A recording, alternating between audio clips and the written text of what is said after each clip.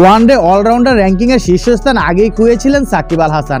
এবার টি-20 তো এককভাবে শীর্ষে নেই টাইগার এই অলরাউন্ডার। বিশ্বকাপের আগ মুহূর্তে সাকিবের রাজত্বে ভাগ বসালেন লঙ্কান অয়নেন্দু হাসারাঙ্গা। আজ আইসিসির সবশেষ হালনাগাদ র্যাঙ্কিংয়ে সাকিব ও হাসারাঙ্গা দুইজনই আছে এক নম্বরে। সদ্য সমাপ্ত জিম্বাবু সিরিজের শেষ দুটিতে খেলেছেন সাকিব, উইকেট শিকার করেছে 5টি।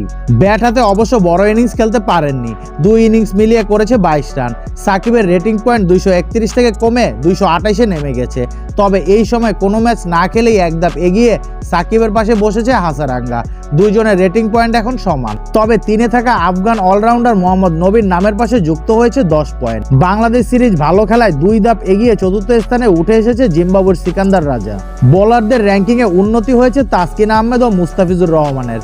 3 ধাপ এগিয়ে 23তম স্থানে উঠে এসেছে তাসকিন।